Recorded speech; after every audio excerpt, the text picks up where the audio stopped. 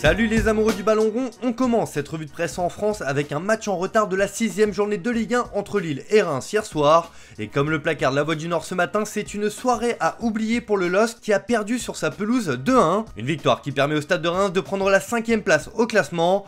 Pour l'équipe, Lille a vécu un calvaire à domicile, apathique à l'entame du match. Les Lillois ont concédé leur première défaite à domicile en championnat depuis août 2022.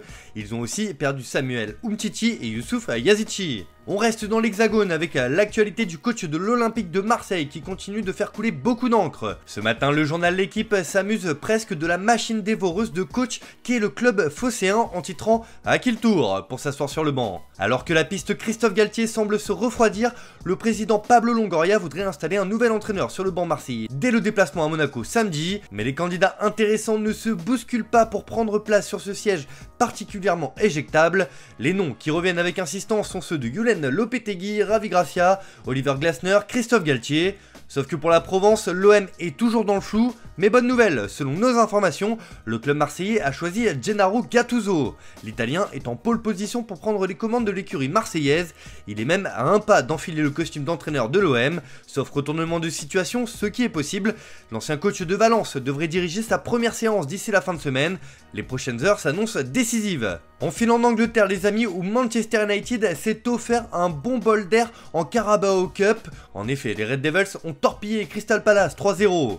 Et un homme s'est particulièrement distingué avec un but et une passe décisive. Pour Anthony Martial, c'est Casemiro. Forcément, la presse du Royaume lui rend un bel hommage ce matin comme le Daily Star qui fait dans le jeu de mots avec le Brésilien en placardant que c'est le meilleur scénario et ça fait du bien dans les têtes mancuniennes. Même chose pour le Daily Express qui estime que Casemiro prend l'affaire en main avec cette envie de lancer définitivement cette saison. L'autre actualité outre-Manche, c'est l'excuse de la saison jusqu'à présent comme le placard le Daily Mirror, c'est la rage au volant après la sortie remarquée de Pep Guardiola.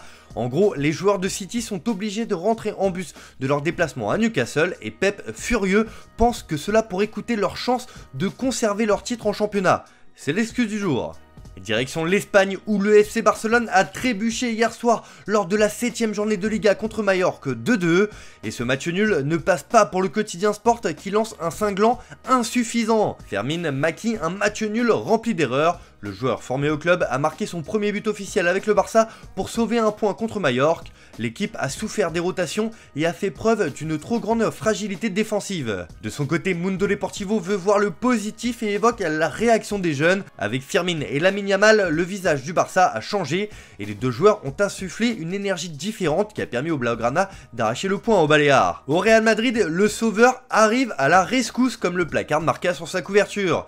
Et évidemment, c'est Vinicius Junior qui revient de blessure. Il revient après une absence de 4 matchs. Le Brésilien veut mener la réaction des Madrilènes après le désastre du derby. Carvajal est également de retour et Arda Güler est à nouveau blessé. Même son de cloche pour As qui reprend exactement ce titre, Vinicius à la rescousse des merengues. Une bonne nouvelle pour la Casablanca qui se cherche un leader offensif depuis la blessure du Brésilien. On file en Italie où ça jouait aussi hier pour la Juventus lors de la 6ème journée de Serie A et la vieille dame a difficilement battu Lecce à domicile 1-0. Pour la Gazzetta dello Sport, la Juve apporte la bonne réponse. Les Bianconeri se remettent sur pied, ils sont désormais deuxièmes.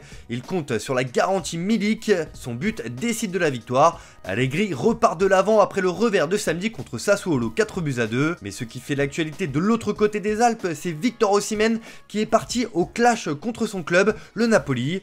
Alors que le Corriere dello Sport rapporte que le transfert du Nigérian en provenance de Lille fait l'objet d'une enquête approfondie qui devrait faire pas mal de bruit dans les prochaines semaines, mais le buteur a littéralement pété un câble contre son club, car hier le Napoli a publié sur son compte TikTok officiel une vidéo du penalty manqué par son joueur qui avait entraîné son remplacement et son geste d'humeur à l'encontre de Rudy Garcia, son coach. Des images accompagnées d'une musique un peu moqueuse, le joueur a totalement vrillé après cette humiliation publique. Malgré la suppression de la vidéo, le mal était fait, l'agent du joueur Roberto Calenda a été le premier à dégainer hier soir sur les réseaux. Ce qui s'est passé aujourd'hui sur le profil officiel de Naples sur le réseau TikTok est inacceptable. Une vidéo se moquant de Victor a d'abord été publiée puis tardivement supprimée. Un fait grave qui cause des dommages très graves aux joueurs et s'ajoute au traitement que subit le joueur ces derniers temps entre un procès médiatique et fake news. Nous nous réservons le droit d'engager des poursuites judiciaires et toute initiative utile pour protéger Victor Osimhen. En effet, le clan Osimhen envisage de porter plainte contre les Parthénopéis et ça ne s'est pas arrêté là. Dans la nuit, le joueur de 24 ans a continué à multiplier les gestes forts. Ainsi, il a supprimé de son compte Instagram pratiquement toutes les photos où il apparaît sous le maillot de Naples. La Gazzetta dello Sport ajoute qu'il a même arrêté de suivre son club sur les réseaux sociaux. Le divorce est proche. On termine ce tour de la presse européenne en Turquie avec des nouvelles de Mauro Icardi qui fait la une de Photomatch ce matin.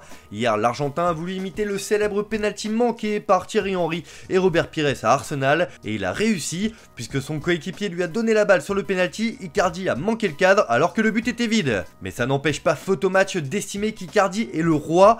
Galatasaray a battu Istanbulspor 1-0 grâce à un but de son meilleur buteur Icardi et prend la tête avec un match d'avance. Le loupé de l'Argentin ne restera pas dans les mémoires car il a su se rattraper par la suite et permettre à son équipe de gagner. Le principal est là. Voilà, c'est tout pour ce matin. Bonne journée à tous, merci de votre fidélité.